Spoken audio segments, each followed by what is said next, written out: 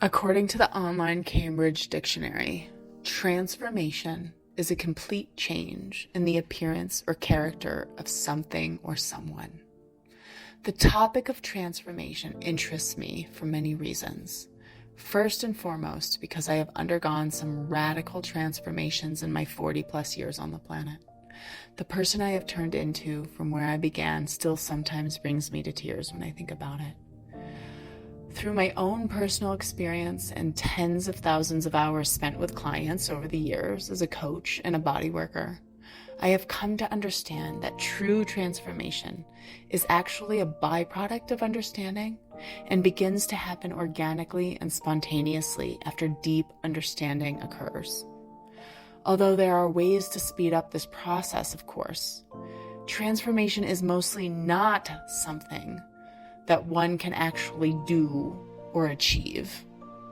And I believe this idea is in stark contrast with the popular messaging of our time, which is that anybody can achieve transformation. They just need to work hard, put in the time, and just do it. I believe most of us are highly motivated to live happy and successful lives. Most of us feel pretty terrible if we hurt another person accidentally, if we don't follow through with the things that we say we're going to do, if we leave the kitchen a mess, for example, if we parent poorly on any given day, if we turn in a work project knowing it's not our best. Perhaps we accidentally drink too much the night before, or we eat too much dessert when we should know better, right? We all know better. Wanting to be good and do good is most of our modus operandi. If transformation was something that we can quote unquote achieve, then why is it that we often continue to make the same mistakes again and again and fall flat on our progress? Let's use an example to illuminate this. Think of a person who's prone to overeating. Why are they likely to continue to overeat even when they know better? Of course we know we shouldn't be overeating, right? So is the remedy to force them to diet or go to the gym or put in the work in order to transform? Maybe some people can do this and be effective, but most of us cannot. I'm thinking of like an Olympic athlete or somebody that's 400 pounds overweight and diligently exercises and diets and then actually keeps the weight off for a lifetime. I mean, certainly there are these people. But most of us will make marginal progress with spurts of success, and then we'll fall back into the same negative things, accidentally or willingly, year after year. From my experience, true transformation is out of the reach of most people because their orientation for transformation is all wrong. So what is the correct orientation for maximum transformation? I think the first step begins with a sincere self-curiosity and inquiry. We need to actually care about becoming more than we currently are. Questions like, why am I the way I am? Why do I always seem to fail at X, Y, or Z? Why do I always seem to attract this kind of woman or man? Why do I lack motivation to go to the gym even though I am overweight and I know I should go to the gym? Why do I tend to feel defensive when my partner gives me feedback? Why am I not getting the promotions I think I deserve? These are curious questions, and they're questions I've heard throughout my career. As conscious beings, energy flows where attention goes. When one's attention is focused on a conundrum of a certain variety, the magnifying glass is now on that problem. Therefore, solving that conundrum and paving the way for change is finally possible. Looking inward takes a great amount of courage. Basically, when we shine the light on a problem or a conundrum in our life, already the transformation process begins. But it really takes bravery, right? Like, we have to admit that something's not quite going right, and we actually have to get curious about it. So that's step number one.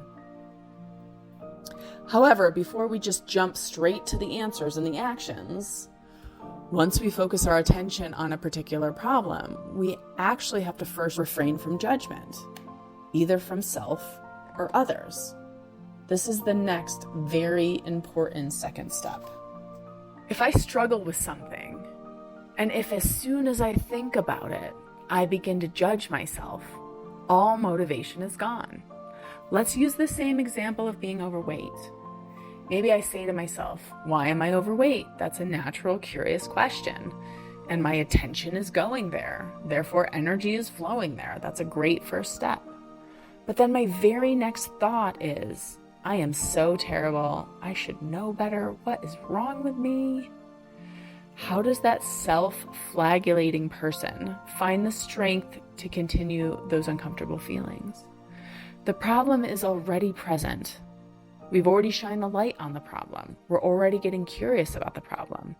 And then overlaying the problem is the self-judgment of the problem. This actually doubles the impact and can make the initial problem feel impossible to tackle, like climbing Mount Everest. Furthermore, to add insult to injury, those that tend towards self-judgment are much more likely to minimize their micro successes and maximize their backslides. Maybe they say something to themselves like, well, I've only lost 3 pounds this month. I should have lost 5 pounds by now. I'm still such a failure. And so on and so forth. And this makes change even further out of reach. It is very difficult to make lasting change when every step of the way there is a whip on our shoulders. Similarly, the person who tends towards judging others can minimize their negative impacts on others and lack the motivation to truly ever even want to understand. If everything that happens to me is the result of something external, what exactly do I need to look at again? Let's use the same example. Why am I overweight? If the next thoughts after this curious question are, I don't have enough time to cook well. My mother never taught me how to cook. I have always been overweight. Health food is expensive. It's not my fault. Then there's really nothing that I can change because it's all out of my control. For after all, the world would need to change in order for the circumstances to be ripe for me to change. And that's not going to happen. So the change just feels monumental. There's just so many external obstacles to tackle. Why even bother? That is the mentality when we blame others or circumstances. So I say refrain from judging. No, seriously, refrain from judging. It's much easier said than done, I know. From my experience, judgment is ubiquitous and often goes unnoticed, like being a fish in a fishbowl. It is just the water we swim in. The best way to begin challenging our judgments is to notice them. How often do I beat myself up? How often do I blame others for my unhappiness? An inventory is a good place to start.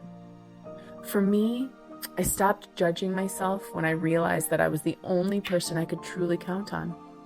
I wake up with myself every day and have to go to bed with myself every day. So I should probably learn how to love myself, for better or worse. I stopped judging others when I realized how much I needed them and how much more fun it was to be connected versus being right. I'm still a work in progress, but I definitely know my practice is to not judge. Okay, so let's review. Step 1, be curious and inquire within. Step 2, refrain from judgment. Now for step 3, uncover the root causes of why we are the way we are and continue to make the mistakes that we do. There are causes, true root causes for things. Nobody wakes up as a baby saying, I know, I want to fuck up my life and make it hard. That sounds amazing. Nobody says, let me continue doing the same things over and over again. Nobody does this. There are reasons we are the way we are. And there are, of course, some very tried and true paths throughout the ages that have been tested and tried to get to the root cause of our human behavior.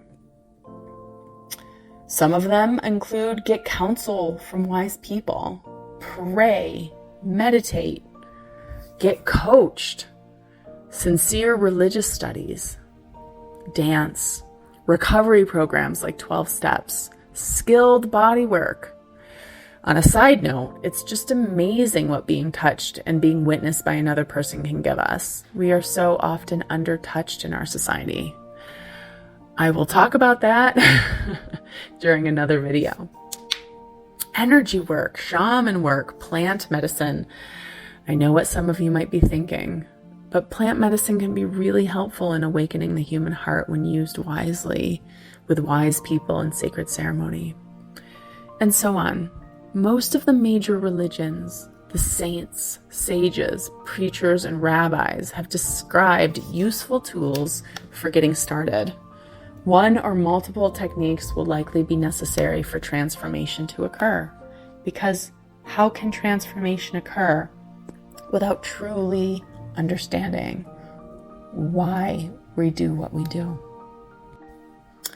My path was through dance, bodywork, sacred plant medicine, meditation, vertical reflective questioning, and prayer, in that order, and it's ongoing. But that's just me. The good news is once a root cause is revealed, it is forever known and is no longer a blind spot. When a root cause is known, transformation begins to happen naturally. Of course, we have to stay out of our own way. Certainly, we can pretend to go back to sleep, but I've found that once we see something, we can't unsee it. Once we say something that's deeply true, we can't pretend we didn't say it.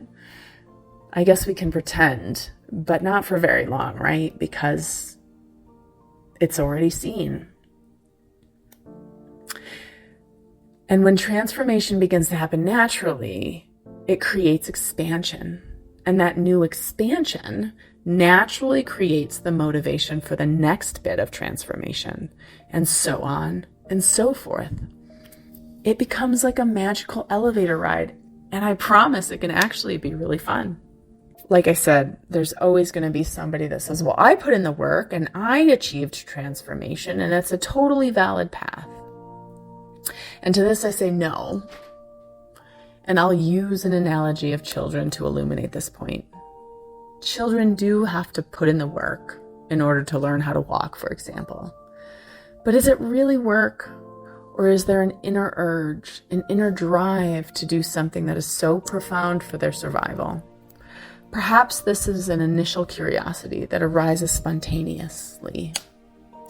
No one has to tell most children to begin. They simply want to.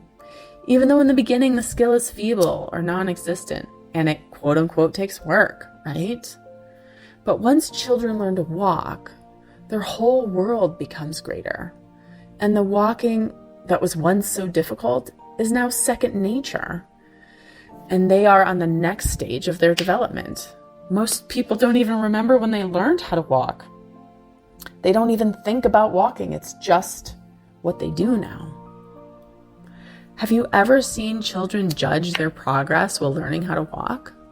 Have you ever heard a child say, I'm such an idiot, I should know this already? Or the only reason I don't know how to walk yet is because the world is keeping me down. No, that would be utterly absurd. Children, without thought, after an inner urge, they simply get to the business of learning a very necessary life skill. They just start. They just do it. They do it and they fall, and they do it and they fall, and then they do it and then they learn it. And when they learn it, it's natural and it opens up their world and they go on to the next. This understanding, knowing how to walk, transforms the child and naturally creates greater possibility and potential. For, of course, a walking child has greater potential than a non-walking child. This greater possibility creates an inner expansion. Of course, the world is now their oyster. They can walk. Hallelujah. And it is this greater expansion that spontaneously creates the energy for the next step, and the next step, and the next step, even though work is often required. For a child, it doesn't feel like work. Most things in nature work this way. Think about the seasons changing, a chrysalis turning into a butterfly, a baby growing into an adult. It is all organic, spontaneous transformation. I would even go so far as to say it is our birthright if we want it to be. We have no idea how great our potential is. Our job is to get out of our own way and train our mind to become our tool for transformation instead of our obstacle to it. For me, spiritual transformation has been the greatest gift from God.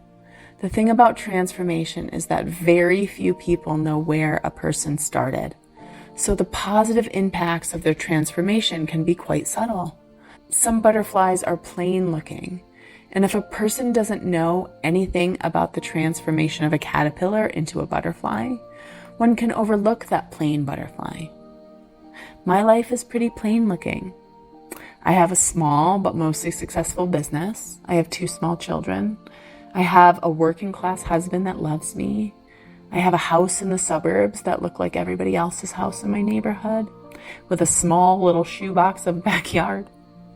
But I love my mighty plain life, and who knows what's still possible for me? It is quite an adventure indeed. I believe we all have a greater capacity for awakening. We simply have to turn towards it with 3 simple, but certainly not easy baby steps. Be curious and introspective. Refrain from judging. And find the root causes to our problems. And then I promise you, transformation will naturally arise. It is the byproduct of understanding. Thank you so much for listening.